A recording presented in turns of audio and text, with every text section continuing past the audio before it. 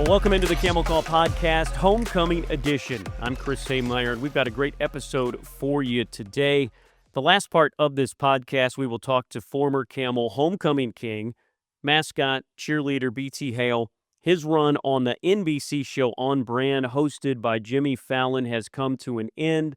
We talk about how things ended, what is still going on at the show, and about being homecoming king over a decade and a half ago. There is so much going on in the creek for homecoming, and it all starts tonight, Thursday night of homecoming week. We've got women's soccer versus Towson in a CAA matchup, and then later tonight, Thursday night, homecoming hoopla is back. 7:30 p.m. in Gore Arena. You'll be able to meet our men's and women's basketball team. You'll hear from both coaches. There'll be fun games and a chance for one of our students to take home a $1,000 scholarship. Just like in every home football game this year, there will be a $1,000 scholarship up for grabs during Campbell home basketball games this year for our students as well. But this weekend, homecoming weekend, and as we roll into the weekend, boy, Camel Fall Sports really in good shape, really on a roll. It was an undefeated weekend last week. Volleyball, football, men's soccer all picked up wins. Women's soccer picked up a big point with a draw on the road. And earlier this week, redshirt junior Logan Graff from Campbell Men's Golf won the Bash at the Borough Golf Tournament in Statesboro, Georgia. Also on the weekend, the men's golf news kept getting better. For the second straight year, a Campbell grad is on the PGA Tour. Pontus Nyholm earned his PGA Tour card for next season after he finished in the top 20 on the Corn Ferry Tour, which is the tour just below the PGA Tour. So he gets an automatic PGA Tour card. He will join fellow countryman and Campbell alum Jesper Svensson, who is just finishing up his first year on the PGA Tour. Men's golf, what an accomplishment. 2 alums on the PGA Tour at the same time. Back to the current Camels. Men's golf will be back at it. They head to the Furman Intercollegiate Tournament this weekend.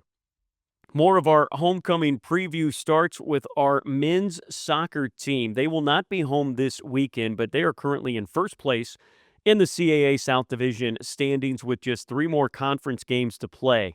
They are undefeated so far in conference and tied at the top of the division with Elon, a team that they will play next Saturday at home. This Saturday night, the men will be at UNCW. The Seahawks are the third-place team in the standings. So it sets up for a special end of the season if this Campbell team finishes first or second in the division. They could host at least 1, possibly 2 in the championship in the CAA tournament with a ticket to the NCAA tournament on the line. That all comes up in November. A lot to sort out, but we will keep you abreast of all of the information as they go for a division title, even a regular season conference title this year. Women's soccer, they are at home this homecoming weekend for 2 crucial games in their season. We told you about tonight, Thursday night at 6 versus Towson, and then to end the homecoming weekend, they've got a 1 p.m. matchup with Drexel on Sunday. Women's soccer currently 3rd in the South Division.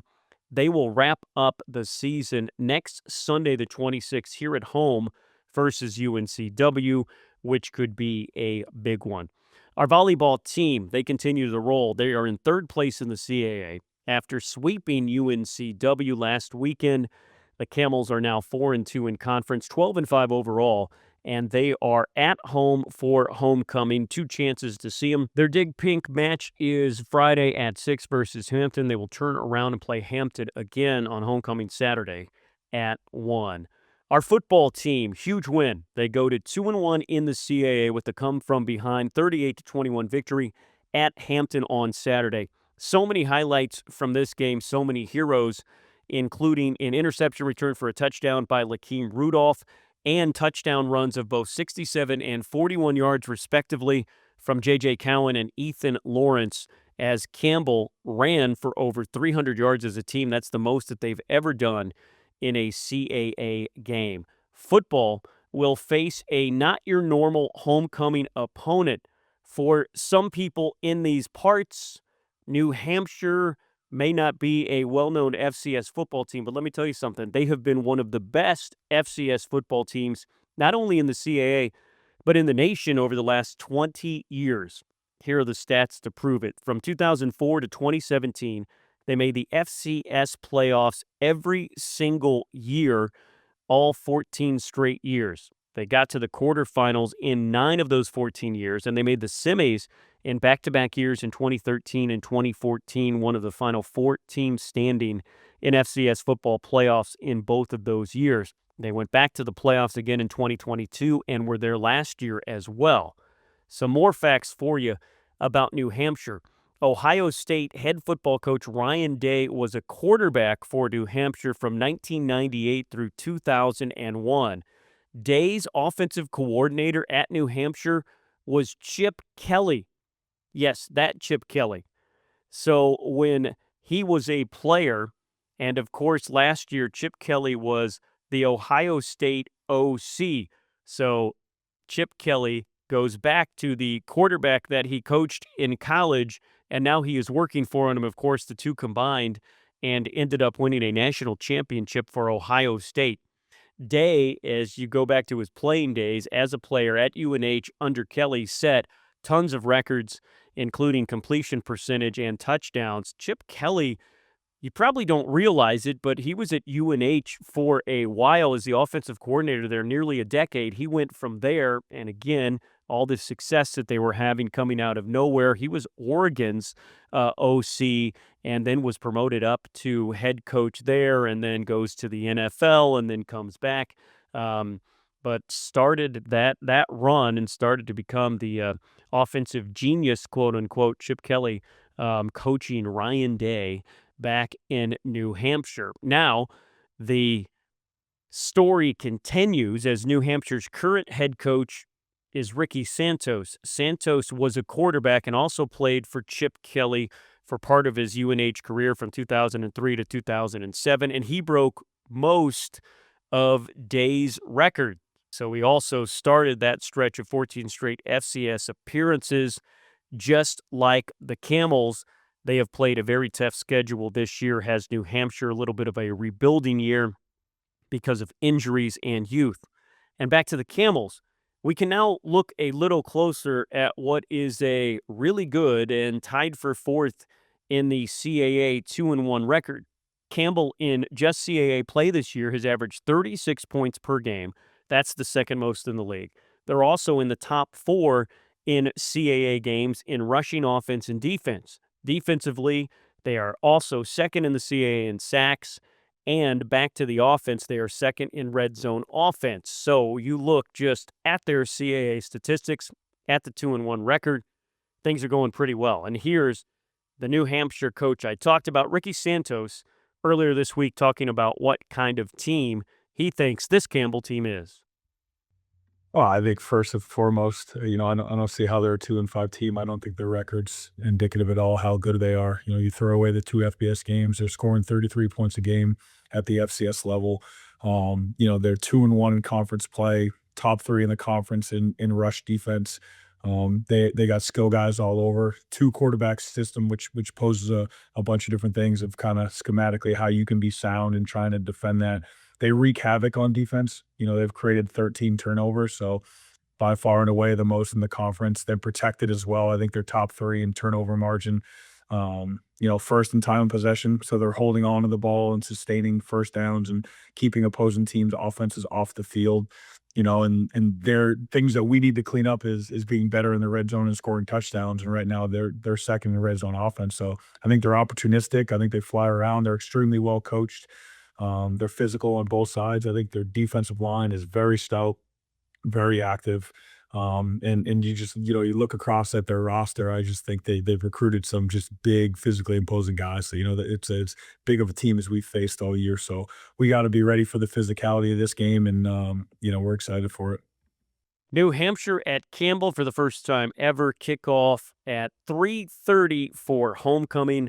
But that is just the end of what is a jam-packed day. 10 a.m. the fun starts. It's the alumni block party over at the Alumni House in the parking lot there across from the Student Union. At 11, our swimming team is home versus Asheville and ECU. The homecoming parade starts at noon. Pepsi Tailgate Town over at football then opens at 12:30. Volleyball in Gore Arena will play at 1. The Orange and Black Wrestle-Off is at 1:30 at the Pepsi Tailgate Town, and then the football game. At that football game, we will crown our homecoming king and queen at halftime. And right now, we talk to a former homecoming king, mascot, cheerleader, and a contestant on Jimmy Fallon's show OnBrand. Here is Campbell alum BT Hale. Joining me now is BT Hale. We have a lot to talk about because it's homecoming week, and we've got a former homecoming king sitting right here. But of course, he is a double hump camel, and we have been talking to him because we are always interested in what he is doing. But my gosh, when he was on the brand new reality show with Jimmy Fallon OnBrand, that is certainly something to talk about. And BT, we have a lot of stuff to talk about, but of course, since the last time that we met, you were eliminated from the show with the challenge. But my gosh, I mean, it was emotional for all of us walking home. I mean, the text that flew back and forth to the people that were in your corner that came to me when that went on, and I know it was a lot for you. So can you take me through that, man, that challenge and that crazy day? Yes. Oh, man. Obviously, that was, the worst because you don't want to. I felt like I had so much left to give to the challenges, and so the thing about Southwest that kind of stunk was, at first they told us that we could pitch an idea using a celebrity. So going into it, I had come up with this idea that I thought was perfect using Shaq, because who better to talk about more legroom, how big the seat is, than somebody like Shaq. But why I tied that in was they didn't make it clear, but the pitch is another term for the leg room on the plane, right? And the pitch was going from 31 inches to 34 inches. And so on our briefs, like the number 34 was everywhere. So as a sports fan, when I think 34, Shaq's one of the first people to jump out. So that was another way it tied in. Another way Shaq was the perfect reason, or perfect celebrity to use was, Southwest. The idea for Southwest was born on a napkin. Like, you can go look this up. This is on their website. Their owner was sitting at a bar with a friend. He drew a triangle on a cocktail napkin that said Dallas, Houston, San Antonio. And kind of that was the first area that Southwest really serviced. And so Shaq grew up in San Antonio. He currently lives in Dallas. And so that's two of the three legs right there, that represent Shaq. I'm like, he would probably be happy to work with a brand like Southwest. And so my idea was, hey, let's throw a festival, because South by Southwest is a huge festival. Let's call it Shaq by Southwest. I know there might be some terms, copyright you might have to deal with, but Shaq by Southwest, because if you don't know, Shaq is also an EDM DJ now. He goes by DJ Diesel. So we've had him at the Honky Tonk in San Antonio. And so I'm like, let's do a Shaq by Southwest festival where you travel from San Antonio to Houston and Dallas all in one weekend, promoting this new legroom and you pass out 34 jerseys because that's the new pitch. And so it'll be 34 with the inch mark at the top. Because, so I just had this whole idea cooked up that I thought was perfect. And then they come back and tell us, sorry, guys, you actually can't use celebrities. Oh. So now I'm in, yeah, yeah. So now I'm in panic mode. I'm like, because you know how it is when you get married to an idea that you just think is perfect. Yeah. And on so many levels, it felt perfect. And I was just like, what am I going to do now? So now my mindset was, I just need to come up with something that's clever, creative, because I thought that the death nail would be, because, this is a show for Jimmy Fallon. You're looking for different ideas. I thought as long as I could come up with something that was clever, creative, that I could pitch well, that, it would be better than coming up with an idea that was similar to everybody else, because as you saw on that show, there were three ideas that were pretty similar. And so to me, I was like, I just want to make sure I do something that's going to be different. And so I really played on the word pitch because in our brief, like I said, that word pitch was all over it. Like we're increasing the pitch, we're increasing the leg room, which is the pitch. And so I thought, on the show they would show more of that concept of the word pitch, which is where my concept derived from. Big pitch energy. It was a double meaning. So big pitch energy is a term in the marketing world about, having the energy whenever you're doing a pitch.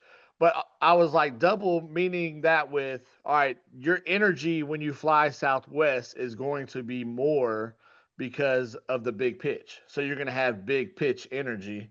And so it's kind of like a double tie.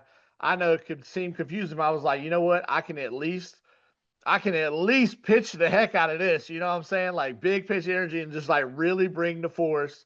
And then, I don't know if you saw, but I did the little napkin toss. Yeah. And this is one thing, like I told y'all this with the Duncan. They cut out a lot of intricacies in each pitch. So like I did that one. It was kind of a shout out to Red River, which is one of my clients, because as an atmosphere enhancer, randomly throughout the night, people just throw a stack of napkins in the air, and it's kind of like a fun thing that it's one of those things you can't explain why people do it, but we do it. So I did that as kind of like a shout out to Red River, but also the meaning was, because I said earlier, the idea for Southwest was born on a cocktail napkin. So on all those napkins, if you go back and look, there's a shot of them on the floor. You can see I hand wrote on every one of those napkins like a word like tired, frustrated, irritable, just like all the things that you are because have been cramped on a plane, right? Yeah. And so I throw them in the air, they fall down, and my next line was, I know what you're thinking. Why is this man out here throwing napkins around during his pitch? And then I pulled out a white cocktail napkin out of my pocket, and I was like, the idea for Southwest was born on a cocktail napkin, and it had like the diagram on it, like Yeah. from the original one. I had drawn it out, and I said the idea for Southwest was born on a cocktail napkin at a bar amongst friends. So what that tells me is that innovation can strike anytime, any place, right? And so I pointed all the napkins on the ground. I'm like, all these napkins on the ground represent all the ideas, all the plans that you don't make because you're not your best self. So like there was a lot of stuff behind the theater that they don't show, but I get it. It's a short. They have to squeeze so much into it. Another fun fact behind the scenes is, so if you saw, I got put on Ryan's team, right? And so we're the ones that are doing the legs under the window pictures. And in that, at the beginning of our team challenge, I talked to him. They kind of showed the pushback from Bianca's team, but they didn't show that I actually had a pushback moment with Ryan where I said, hey, listen, I love this idea. I think it's so creative. I think it's fun, right? But I don't know if the client's going to like it, because what I figured out with Duncan is that if I think it's fun and creative and, it's probably not the cleanest thing in the world that the client's going to love. So I was like, hey, I want to have like a little devil's advocate moment with you. The client loved how clean your one leg was, because they said that. They don't show it on the show, but they said that, to him. They're like, man, we love how clean that is. And so I was like, maybe we just do focus on, one leg on each side of the plane, because that'll be a cleaner look. And Ryan, he ultimately was like, he wanted to go with what he said. And I was like, that's fine. It's your idea. I want us to do what you want to do. I just wanted to give you that little bit of feedback based on, what I've noticed from these clients. And then sure enough, whenever she goes to talk about his design, she mentioned how she felt like the legs made it clunky and a little bit too much.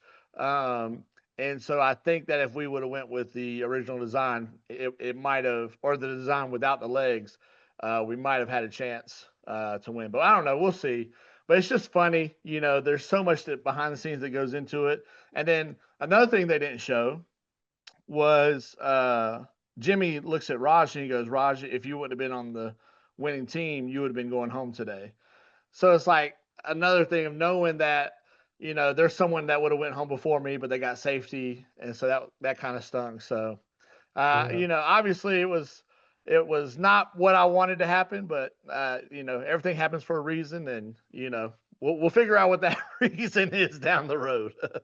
Well, and I think what came off of it, it was one of the best ways if you do have to go off to go off. Obviously, like you showed America how much it meant to you, how much your family meant to you, and then gosh, Jimmy Fallon was in tears as well. I know that doesn't help the overall thing, but you have to look back at that moment and kind of see about how special that is, right?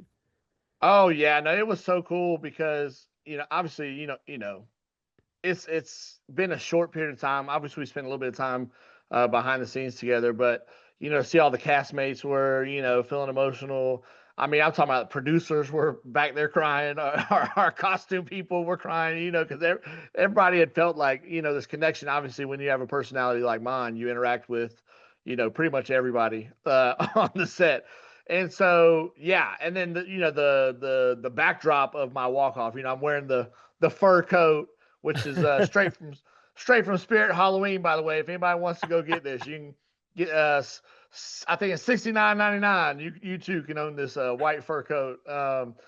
But yeah, walking towards the plane, and you can't really tell from the shot, but like the sun was setting by the time we were filming that. So like the sun, like one of my castmates got a picture. I need to try to figure out if we can get that, where it's just like the sun is setting. I'm walking towards the plane. It looks like something out of a movie, and it's Wow. just one of the most epic, walk offs. I feel like if there's a time for me to go home, that was definitely a good scene.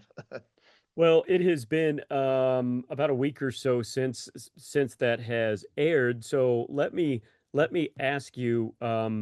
People have had time to catch up by now. They're watching the show. They have watched you. What has your life been like? How has you being on that show either changed things for the good or the or I wouldn't think there would be much not so good, but what has your life been like the past couple weeks? Yeah, it's still been a whirlwind, because obviously I'm doing the exit interviews with all these reality show people that keep people updated on what's happening on the reality show. I actually just had somebody reach out the other day. They want me to go to this. It's kind of like a local movie premiere, but they want me to go to this movie premiere. It's a little Q&A that they're doing here in Dallas.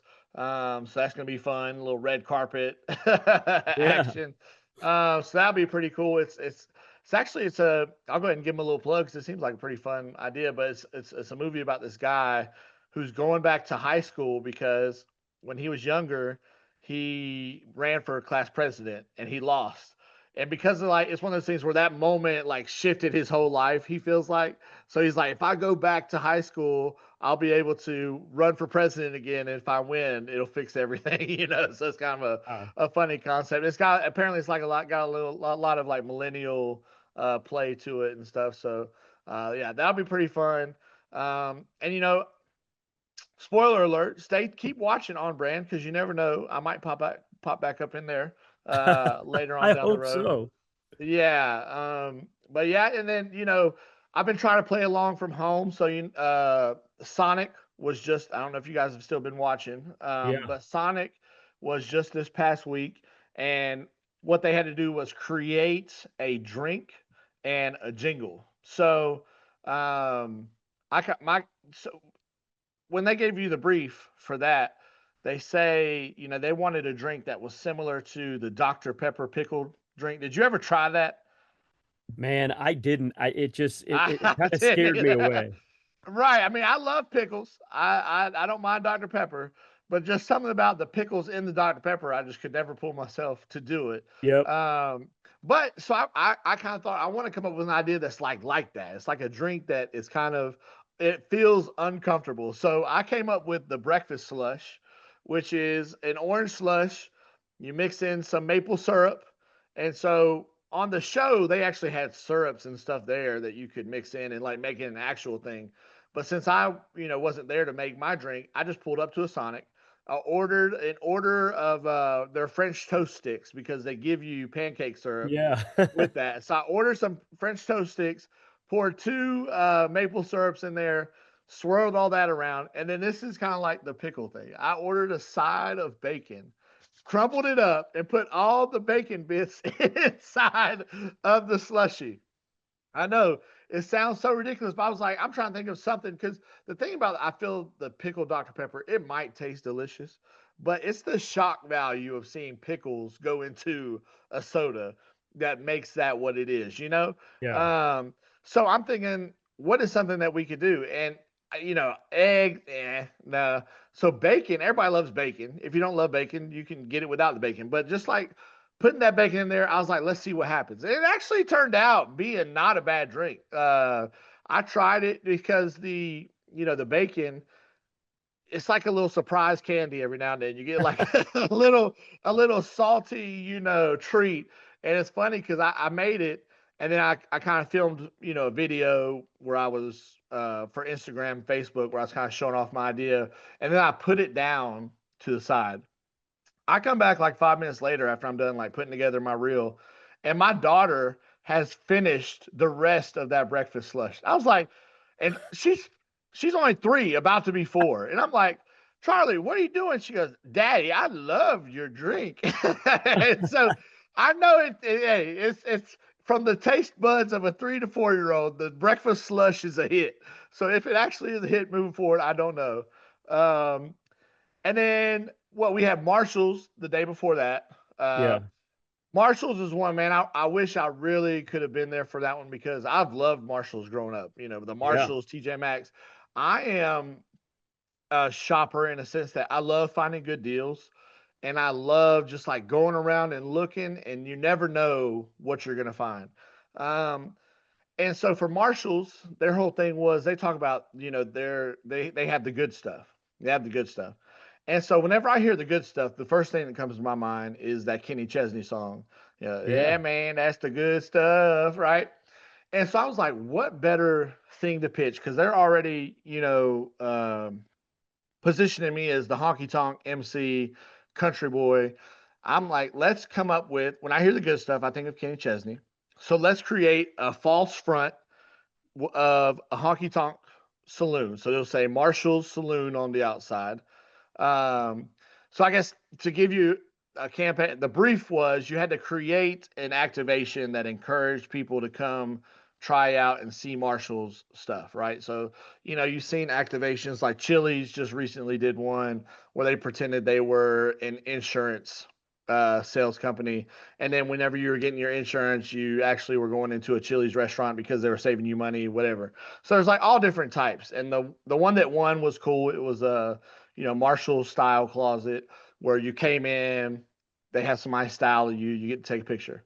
Well, my idea was to create a honky tonk because I'm thinking, what better way to create buzz than to drop a honky tonk right in the middle of New York? Yeah. Because like they're in downtown New York, and the amount of people, running the events for Red River, the amount of people that come into town from like New York, Connecticut, all those northeastern places, especially, that are like, oh, we want a taste of Texas. We want to, So I was like, let's give people that taste of Texas because that's going to draw people's Yeah. attention. So you go into the honky tonk, and on the walls are all wanted posters, but instead of like somebody's face, it's an article of clothing or a purse or a mixer, all the things you can find at Marshall's, and it says wanted, the good stuff underneath it. On the menu behind, there'd be a barkeep, a bartender. On the menu behind the bartender says today's special, the good stuff. And so what the thing is you walk into the honky tonk, you ask the bartender, hey, I want the good stuff. And that's kind of like the password because what this is a honky tonk speakeasy where in the front is the honky tonk. Once you ask the bartender for the good stuff, he escorts you to the back where, and this is an idea that I pitched to the producers was I need twins, a bartender, and then the other guy that is in the back. I want them to be twins to where it feels like you're being transported to another world, right? Just kind of like another element. And the back would be a Beverly Hills style Marshalls where you get to see all the little luxury items. You have somebody carrying you around, kind of like those fancy stores Yeah. where somebody greets you at the front and has a drink for you, and it's like, come with me, what are you looking for? And so it goes from honky tonk to like elevated Marshall experience Yeah. and where you take a picture at the back. And I just think that it would have been such a fun, activation to be able to pull off. And, because we're getting these ideas and they don't know who's going to be eliminated. So we're filming out of order a little bit in the sense that, like, I still got to at least do some stuff for Marshalls, even though I didn't get to that episode because I got cut before.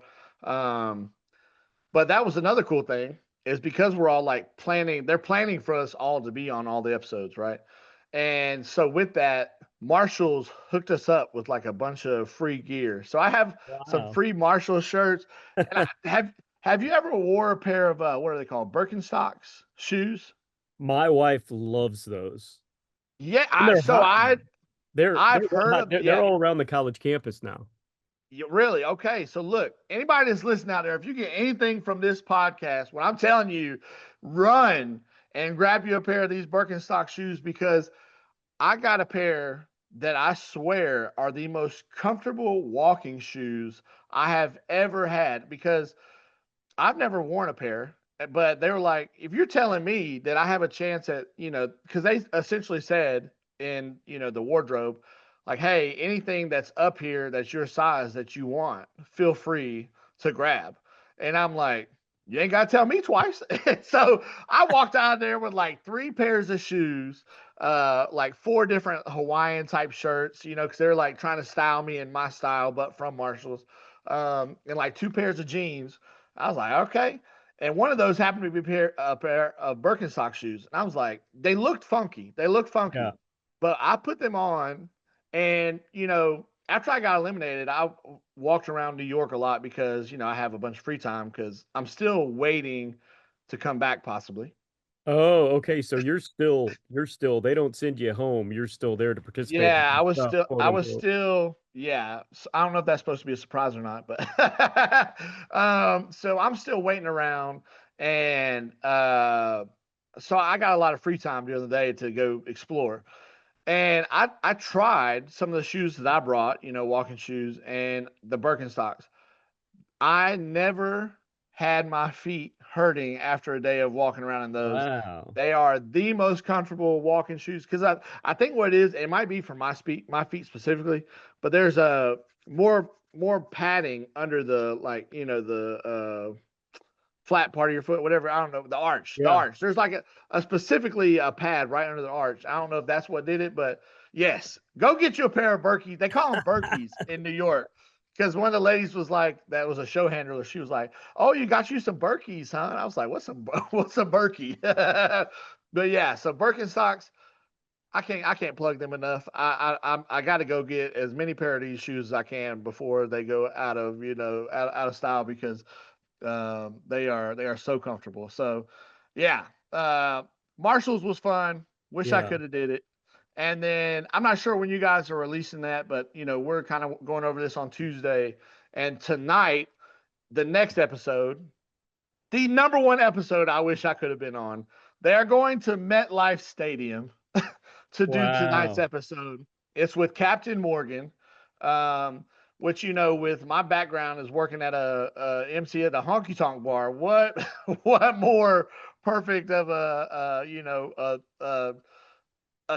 connection? But they're going to MetLife and they're going to be pitching ideas for a Super Bowl commercial. So everyone that is Wow. on the winning team gets to go to the Super Bowl this year. Come on. Yeah. So, hey, and the way our Panthers are looking right now, maybe we'll be there. I'm Telling you just what, Birkenstocks are hot and so are the Panthers, man. that's that's and so are the Camels, baby. Come on, You're coming off right. You're right. a You're win right. this weekend.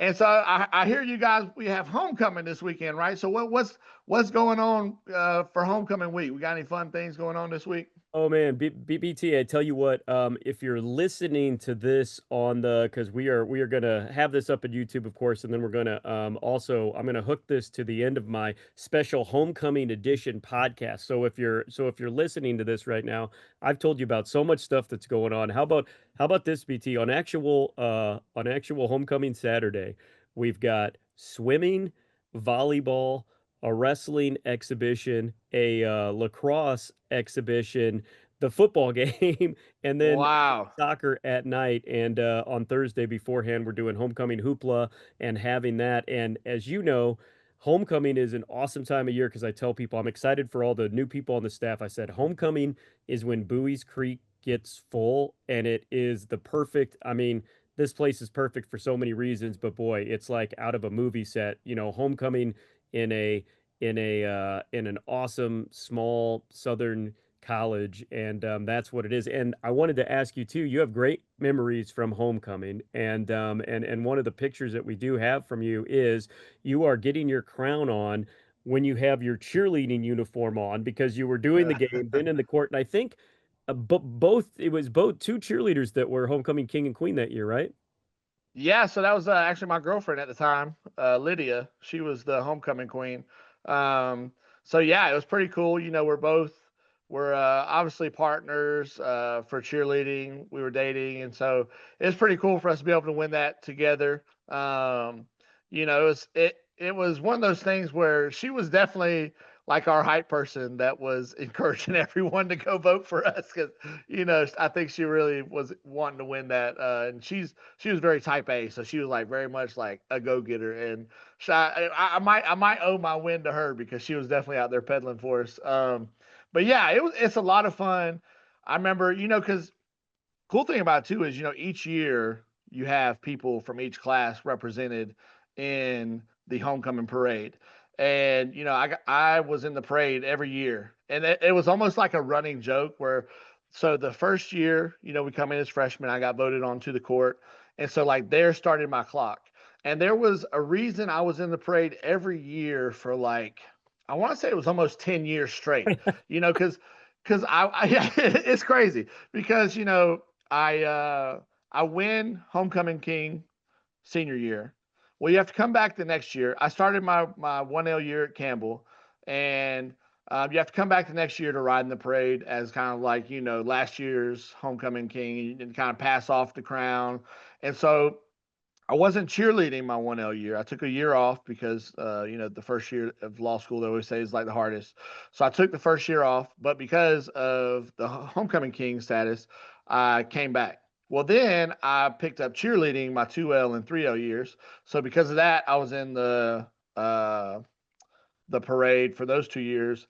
And then I don't remember. I think like somebody on there asked me if I would drive one of the special guests or something. I don't remember exactly what it was, but like for the next 2 years, there was another reason why I was in the parade. And like I think the last year it was like random. I just happened somebody happened to spot me on campus, was like, "Yo, would you be in the parade?" Blah blah blah. You know, and so I was like, sure. So it was just fun. There was like a 10-year run, which seems absurd, you know, that I was in the parade every single year for whatever reason. And so yeah, so I always loved the homecoming parade. You're right. The campus is the buzz. You know, I feel like that's the closest we get to like a big, you know, big time school game. Where as far as like the buzz on that campus that day, because there's so many people around. There's so much excitement. You know, no matter what's happening with the football team and their record, because obviously, you know, it's always more exciting if winning's happening going on. Yeah. But it's like the homecoming is like no matter what, it's just an exciting time because of how many people are back, how much you know the campus is filled, like you said, and there's just so much going on. Man, just I remember coming back to eat Marshbank's breakfast. That was always one of my favorite things because oh man, I love me a good old biscuits and gravy from Marshbanks.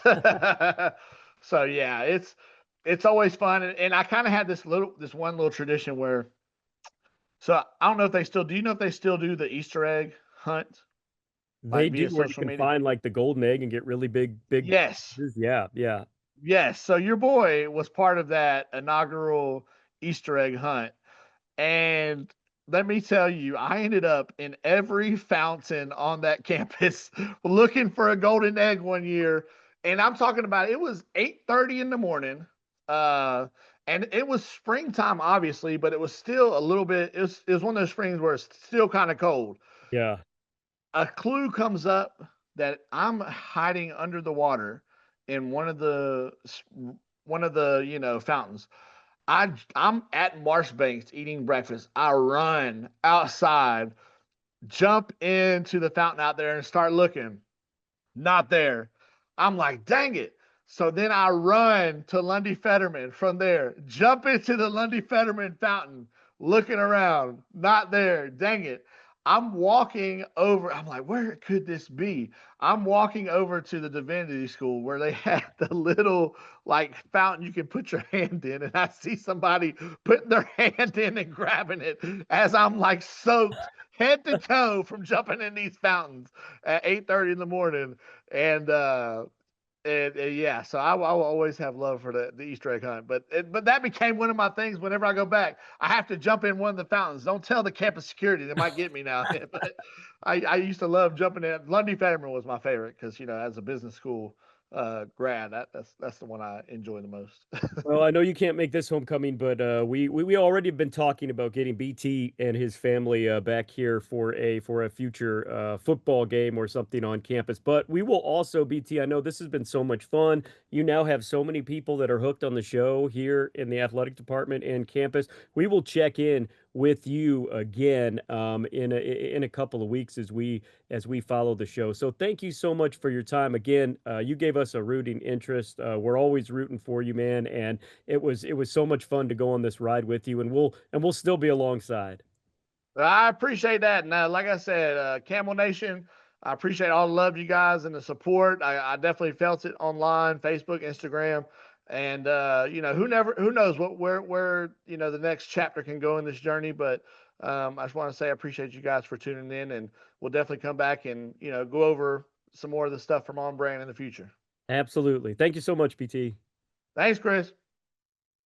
That'll do it. We can't wait to see you here in Bowie's Creek for homecoming. If not, keep up with all of the action at Go Camels on the social and gocamels.com. I'm Chris Hemeyer saying thanks for tuning in and listening to Camel Call